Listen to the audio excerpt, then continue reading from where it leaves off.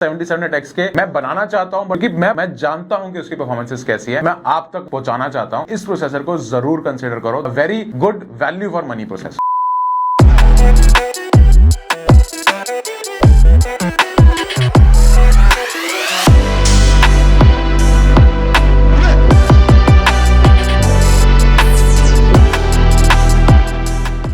तो गाइस, हमारे जेटलैब take tips के चैनल पर तो हम बहुत सारे पीसी बिल्ड्स डालते रहते हैं। आप लोग के प्यार की वजह से हमें ऑर्डर्स आते रहते हैं हमारी वेबसाइट पे, और उस चीज को हम अपने वीडियोस में दर्शाते हैं कि आप लोग क्या क्या ऑर्डर कर रहे हैं। बट ऑफ लेट हम लोगों ने नोटिस किया है कि बहुत सारे बिल्ड्स एक जैसे होते हैं। आपके जो ब्रांड्स की चॉइस होती है, कंपोनेंट्स की चॉइस होती है, वो एक जैसी ही होती है। सिमिलर कंपोनेंट्स ही आप लोग चूज करते हैं। तो हमने ब्रांड्स के साथ मिलकर ये काम किया, पता लगाया कि कौन से ऐसे कंपोनेंट्स हैं जो कि एक्चुअली में अच्छे हैं और आप लोगों की नजर उनको प्रोडक्ट्स तक पहुंच ही नहीं पाती है। तो हम लोगों ने सोचा कि आज से कुछ नया करते हैं, कुछ ऐसा लेकर आते हैं कि जिसमें हम कुछ ऐसे कंपोनेंट्स आपको बताएंगे जो कि यूजुअली आपकी नजरों तक नहीं पहुंच पाते, और उनकी परफॉर्मेंसेस और प्राइस कुछ ऐसा है जो आपको मिस आउट नहीं करना चाहिए। तो इस वीडियो में हम लोग कुछ ऐसे कंपोनेंट्स की बात करेंगे, परफॉर्मेंसेस की बात करेंगे कि अगर आप अराउंड 1.3 टू 1.4 लाख, यूजुअली ये बजट रहता है लोगों का, जो लोग कुछ हाई एंड एडिटिंग या फिर गेमिंग पीसी बिल्ड करना चाहते हो, तो लेटेस्ट कंपोनेंट्स लॉन्च होने के बाद से 1.3 टू 1.4 लाख रुपीस का एक ऐसा बजट है कि जो आप लोग कंसीडर करते हो अपने फ्यूचर या ड्रीम पीसी बिल्ड के लिए। तो इस बजट में कौन से ऐसे कंपोनेंट्स हैं जो आप यूजुअली नहीं लगाते अपने पीसी बिल्ड के अंदर, बट हमारी तरफ से जरूर से सजेस्टेड रहेंगे कि इनको भी आप कंसीडर कर सकते हो। इन सबको जब हम मिलाकर एक पीसी बिल्ड करेंगे तो इनकी परफॉर्मेंसेस कैसी रहती हैं, सब चीजों के बारे में डिटेल में बात करेंगे। तो इस वीडियो को पूरा एंड तक देखना। बहुत सारे नए कंपोनेंट्स दिखने वाले हैं आपको, बहुत बेहतरीन परफॉर्मेंसेस दिखने वाली हैं। तो मैं आपसे मिलता हूं इस छोटे से इंट्रो के बाद।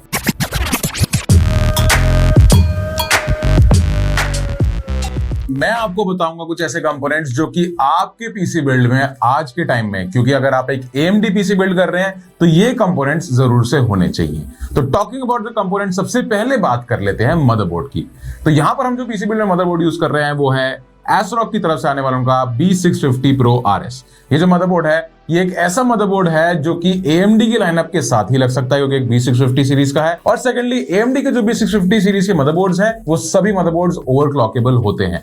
मतलब कि आप उनके साथ एक Ryzen 5 प्रोसेसर भी लगा सकते हो और एक Ryzen 9 7950X तक का प्रोसेसर भी लगा सकते हो। और स्पेशली ASRock के Pro RS मॉडल के साथ, जैसा इसका VRM सेक्शन है, जैसे ये फीचर्स प्रोवाइड करता है, इस मदरबोर्ड के साथ आपको best price to performance ratio देखने के लिए मिलेगा। इसके अगर फीचर्स की बात कर लें तो इसमें आपको प्रीमियम VRM हीट सिंक्स देखने के लिए मिलती हैं, 14+2+1 का VRM फेस डिजाइन देखने के लिए मिलता है, 60 एम्पियर्स की पावर स्टेजिंग देखने के लिए मिलती है।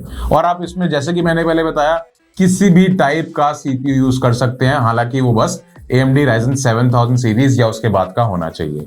इसके अलावा अगर इसमें हम NVMe स्लॉट्स एंड पोर्ट कंपैटिबिलिटीज की बात कर ले तो इसमें आप PCI Gen 5 सपोर्ट देखने के लिए मिलता है आपको। मतलब कि अभी जो SSDs लॉन्च हुई भी नहीं है PCI 5.0 वाली, वो भी इसमें कंपैटिबल रहेंगी। दिस शोज के मदरबोर्ड कितना ज्यादा फ्यूचर प्रूफ है। इसके अलावा इसमें 2 स्लॉट्स और हैं जिसमें आप नॉर्मल अपनी जो M.2 SSDs है Gen 3 एंड Gen 4 वाली, वो भी लगा सकते हैं। इसके अलावा अगर बात कर लें ग्राफिक कार्ड कंपैटिबिलिटी की, तो PCI 4.0 X16 वाला भी स्लॉट है इसमें, जिसमें कि आप अपना किसी भी लेवल तक का ग्राफिक कार्ड अटैच कर सकते हैं, स्टार्टिंग फ्रॉम GTX 1650 या फिर उससे पहले का, या फिर आप अगर चाहें तो एक RTX 4090 तक इसमें लगा सकते हैं, जो कि इसको एक फुल रेंज वेरिएबल देता है, जिसमें कि आप किसी भी प्राइस का पीसी बिल्ड इस मदरबोर्ड को चूज करके कर सकते हैं। अब अगर मैं प्राइस की बात कर लूं तो ये जो मदरबोर्ड है ये आपको अराउंड 22,500 का करीब मार्केट में देखने के लिए मिल जाएगा, जो कि ऑब्वियसली इंडियन मार्केट के हिसाब से थोड़ा सा ज्यादा है। बट अगर AMD के मदरबोर्ड्स को आप कंपेयर करें तो AMD के जितने भी ब्रांड्स हैं, चाहे वो Gigabyte हो, MSI हो, ASUS हो, सभी मदरबोर्ड ब्रांड्स से ये जो मॉडल है जैसे फीचर्स दे रहा है 22,500 के अंदर, काफी एग्रेसिव प्राइसिंग के साथ। इसके अलावा जितना ही नहीं, इसमें आप DDR5 रैम तो सपोर्ट कर ही सकते हो, जिसमें 6400 मेगाहर्ट्ज तक की 4 रैम स्टिक्स सपोर्टेड रहती हैं। इसके अलावा इसमें आपको 3 ARGB हेडर्स देखने के लिए मिल जाते हैं। तो जो लोग RGB के शौकीन हैं, जिनको सॉफ्टवेयर एंड पे अपना RGB कंट्रोल करना पसंद है, तो वो ASRock के पॉलीक्रोम सॉफ्टवेयर को यूज करके इन ARGB हेडर्स को कनेक्ट करके अपने चाहे लिक्विड कूलर्स हो या कोई फैंस हो या फिर कोई कैबिनेट भी क्यों ना हो, उसको कंपैटिबल करके आप पॉलीक्रोम सॉफ्टवेयर से यूज कर सकते हैं। अगर मैं IO पोर्ट्स या IO चैनल्स की बात कर लूं तो इसमें आपको 7 USB 3.0 पोर्ट्स देखने के लिए मिल जाते हैं, एक USB Type-C पोर्ट देखने के लिए मिल जाता है, एक USB 3.2 Gen 2 पोर्ट देखने के लिए मिल जाता है, जो कि थोड़ा faster form of USB port है। दो USB 3.2 Gen 1 देखने के लिए मिल जाते हैं एंड बहुत सारे USB 2.0 पोर्ट्स, मतलब कि पोर्ट्स के लिए आपको किसी भी तरह से कोई कमी नहीं होगी इस मदरबोर्ड के साथ। अगर आप प्राइस टू परफॉर्मेंस की बात कर लो तो इस टाइम मार्केट में ASRock B650 Pro RS के लेवल का एक्चुअली में कोई भी मदरबोर्ड नहीं है। तो इसलिए जो लोग भी AMD का बिल्ड करना चाह रहे हो, AMD 7000 सीरीज से कोई भी प्रोसेसर लगाना चाह रहे हो और एक ऐसा मदरबोर्ड चाहिए जो अगर आप Ryzen 5 का बिल्ड आज कर रहे हो और कल को आपको फ्यूचर अपग्रेडेबिलिटी का सोच के चलना है, तो इस वाले मदरबोर्ड को जरूर से चूज कर सकते हो आंख बंद करके। अब आगे बढ़ते हैं गाइस, बात करते हैं हमारे लिक्विड कूलर की। तो गाइस यहां पर हम लोगों ने जो लिक्विड कूलर आप लोगों को सजेस्ट करना चाह रहे हैं वो होगा एंटेक का Vortex 360। तो गाइस ये जो एक ARGB लिक्विड कूलर है जो कि एंटेक जैसी प्रीमियम ब्रांडिंग के साथ आता है। अब गाइस एंटेक बहुत टाइम पहले बहुत प्रीमियम कूलर्स बनाया करता था, फिर उनके बीच में कुछ कूलर की सीरीज आई थी जो अच्छी नहीं निकली थी, तो अब एंटेक ने बाउंस बैक किया है with their Vortex and Symphony series of liquid coolers. तो हमारे पास यहाँ पर Vortex सीरीज है जो कि हम आपको रिकमेंड करना चाहते हैं। क्यों रेकमेंड करना चाहते हैं? क्योंकि पहली बात इसका प्राइस पॉइंट, ये 10 से 10,500 रुपए की रेंज में आता है और आपको बहुत बेहतरीन परफॉर्मेंसेस देता है। मतलब इस रेंज में मार्केट में एक्चुअली में ऐसी परफॉर्मेंस देने वाला इससे अच्छा लिक्विड कूलर आपको नहीं मिलेगा। जब हमने अपने प्रोसेसर के साथ जो कि Ryzen 7 7700X प्रोसेसर है उसके साथ इसको टेस्ट भी किया तो performances were blazing fast and the temperatures were under control. इसके अलावा गाइस इसके साथ जो हमने सिल्वन स्कोर्स भी किए, सब कुछ किया, वो आपको अपनी स्क्रीन के ऊपर दिख ही रहा होगा। बात कर लें इसकी टेक्निकल स्पेसिफिकेशंस की, तो इसका जो डिजाइन है CPU ब्लॉक का सस्पेंडेड स्पाइरल पंप डिजाइन है। तो जो आप इसके डिजाइन देखोगे वो दिखने में थोड़ा डिफरेंट है, नॉर्मल कूलर जो मार्केट में दिखते हैं उससे थोड़ा अलग है, सटल सा डिजाइन है और आपको देखने में काफी सूदिंग लगेगा।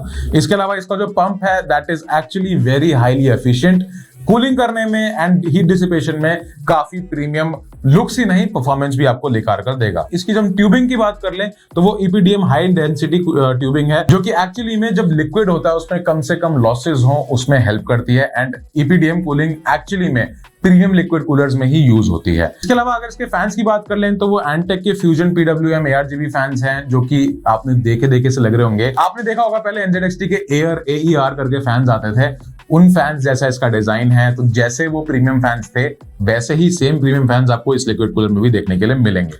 इसके अलावा टेक्निकली अगर बात कर ले एयर फ्लो की तो 57.93 CFM का मैक्सिमम एयर फ्लो ये फैंस मेंटेन कर सकते हैं। नॉइज भी काफी अच्छा है, मतलब ज्यादा नॉइज नहीं मचाते। अच्छा है तो क्या है, मतलब कम से कम नॉइज है। इसमें 31.24 dBA का मैक्सिमम नॉइज है। वैसे तो ब्रांड क्लेम करता है that is around 27 to 28 dBm, but हाँ फिर भी अगर आप लेकर चलो तो मैक्सिमम 31 dBA का चलता है जो कि एक्चुअली में काफी अच्छे नंबर्स हैं। इसके अलावा इसमें आपको ARGB कंट्रोलर देखने के लिए मिल जाता है जिससे कि आप अपने सारे फैंस के ARGB कंट्रोल्स को सॉफ्टवेयर के थ्रू किसी भी ब्रांड के मदरबोर्ड के साथ कंट्रोल कर सकते हो। अगर फैन स्पीड की बात कर लें आपके पंप की तो that is around 2800 RPM and अगर फैंस जो इसके साथ आते हैं जो रेडिएटर के ऊपर लगते हैं उसकी अगर बात कर लें तो that is from 600 to 200 RPM and that is just normal. मतलब नॉर्मल फैन स्पीड से ज्यादा कुछ अलग नहीं है, ज्यादा कुछ स्टाउंडिंगली हाई नहीं है, बट नॉर्मल है। The only thing that is good over here is the CFM of the fans जो कि काफी अच्छा है and the quality of the pump. ये 10 से 10,500 रुपए की रेंज में आने वाला काफी प्रीमियम लिक्विड कूलर है जिसको आप जरूर से कंसीडर कर सकते हैं। इसके अलावा गाइस बात कर लें अगर हम अपनी कैबिनेट की तो यहाँ पर हम लोग जो कैबिनेट यूज की है एक ऐसी कैबिनेट है जो कि लुक्स में तो बहुत बढ़िया है ही बट प्राइसिंग में भी बहुत बढ़िया है। तो अगर आप लोग एक ऐसी कैबिनेट यूज करना चाहते हो जो दिखने में बड़ी हो, अच्छी खासी स्पेशियस हो, 360mm लिक्विड कूलर्स आ जाएं, अच्छे खासे फैंस अवेलेबिलिटी हो एंड पोर्ट्स एंड कंपैटिबिलिटी की किसी भी तरह से कोई कमी ना हो, तो मैं बात कर रहा हूं एंटेक की AX90 की। तो गाइस ये जो कैबिनेट है इसमें आप टॉप पर 360mm लिक्विड कूलर माउंट कर सकते हो। 4 ARGB फैंस आ जाते हैं इसमें जिसमें 3 in the front 1 in the back. इसके अलावा आप इसमें full ATX size motherboard plant कर सकते हो, प्लस एक फुल साइज ग्राफिक कार्ड भी इस कैबिनेट के अंदर आ सकता है। किसी भी टाइप की आप इसमें full size power supply mount कर सकते हो। SSDs एंड हार्ड डिस्क के लिए भी एम्पल अमाउंट ऑफ स्पेस है इसके अंदर। इसके अलावा आपको केबल मैनेजमेंट के लिए भी प्रीमियम सारे लुक्स देखने के लिए मिलेंगे एंड फाइनली अगर मैं प्राइस की बात कर लूं तो इट इज जस्ट 5850 रुपीज। मतलब 5800 की रेंज में आपको वो सब देखने के लिए मिल रहा है जो आपको एक 8-10 हजार की कैबिनेट में मिलता है एंड विद एंटेक्स प्रीमियम ब्रांडिंग। तो अगर आपका बजट कम है या बजट कम नहीं भी है, आपको एक ऐसी कैबिनेट चाहिए जो प्रीमियम लुक्स के साथ प्रीमियम परफॉर्मेंसेस भी दे तो इस कैबिनेट को आप जरूर कंसीडर कर सकते हैं। इसके अलावा गाइस इसमें हमने जो प्रोसेसर यूज किया है वो है AMD का Ryzen 7 7700X प्रोसेसर। जिनको नहीं पता, ये एक 8 कोर 16 थ्रेड का प्रोसेसर है जो कि TSMC की 5 नैनोमीटर मैन्युफैक्चरिंग प्रोसेस के ऊपर बेस्ड है। इसके अलावा इसमें AM5 सॉकेट कंपैटिबिलिटी है एंड AMD की Zen 4 आर्किटेक्चर के ऊपर बेस्ड ये प्रोसेसर है। इसके अगर max and boost clock frequencies की बात कर लें तो that is 5.4 gigahertz and base clock frequencies is 4.5 gigahertz. इसके डिफॉल्ट TDPs हैं दैट इज अराउंड 105 वॉट जो कि जस्ट नॉर्मल है। इसके अलावा आपको इसमें AMD के Radeon इंटीग्रेटेड ग्राफिक्स देखने के लिए मिल जाते हैं जो कि जस्ट नॉर्मल है। ज्यादा हाई परफॉर्मेंस एक्सपेक्टेशन मत रखना विद द इंटीग्रेटेड ग्राफिक्स। इसके साथ एक डेडिकेटेड ग्राफिक्स लगाओ तभी बेटर आपको परफॉर्मेंस मिलेगी। हालांकि डिस्प्ले फंक्शंस के लिए इसके Radeon graphics are just apt. ये जो प्रोसेसर है ये मैंने आपको इसलिए बताया क्योंकि इस बिल्ड में हम लोगों ने यूज किया है और ये मैं आपको सजेस्ट इसलिए कर रहा हूं क्योंकि 31,000 की रेंज में 32,000 की रेंज में एक ऐसा ये प्रोसेसर है जो आपको DDR5 प्लेटफॉर्म के साथ एक प्राइस के अंदर बेटर परफॉर्मेंस भी दे सकता है। हालांकि इसमें आपको इंटेल का i5 13600K भी मिल जाता है, 12700K भी मिल जाता है i7, बट इसको मैं इसलिए रिकमेंड कर रहा हूं क्योंकि हम 13600K या 12700K के बहुत सारे बिल्ड्स ऑलरेडी डाल देते हैं, बट कुछ बिल्ड्स ऐसे हैं जो 7700X के मैं बनाना चाहता हूं बट आप में से बहुत लोग उसमें इंटरेस्टेड नहीं होते क्योंकि मैं जानता हूं कि उसकी परफॉर्मेंसेस कैसी है, तो मैं आप तक वो चीज पहुंचाना चाहता हूं कि भाई इस प्रोसेसर को जरूर कंसिडर करो। This is a very good value for money processor.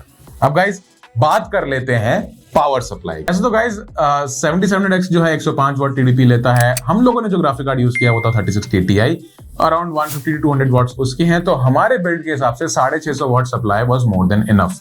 हालांकि मैं यहाँ पर 650 वॉट यूज कर रहा हूं तो मैं 650 के हिसाब से आपको गाइड करूंगा जो कि मैं यूज कर रहा हूं एंटेक की CSK 650।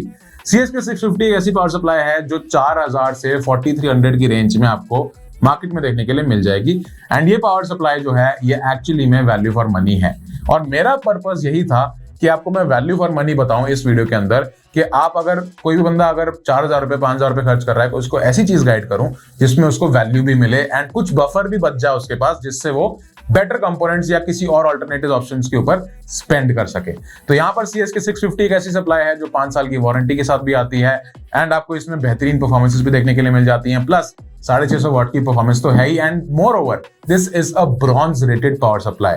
तो परफॉर्मेंसेस के साथ सेफ्टी भी है प्लस लॉन्ग टर्म सपोर्ट भी है फ्रॉम एंटेक। तो गाइस ये कुछ कंपोनेंट्स थे जो मैं आपको सजेस्ट करना चाहता था कि हर एक सेगमेंट में कि आप लोग उनको जरूर से कंसीडर करना अपने पीसी बिल्ड से पहले।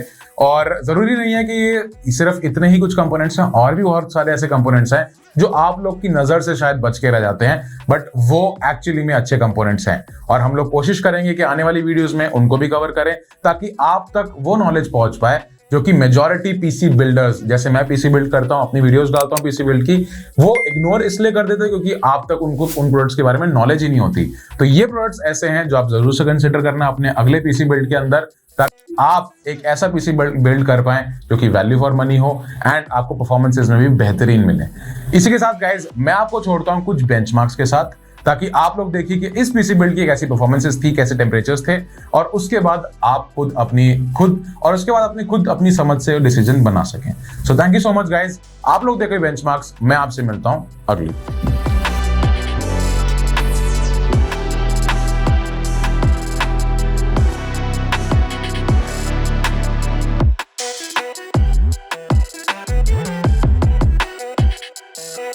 Yeah.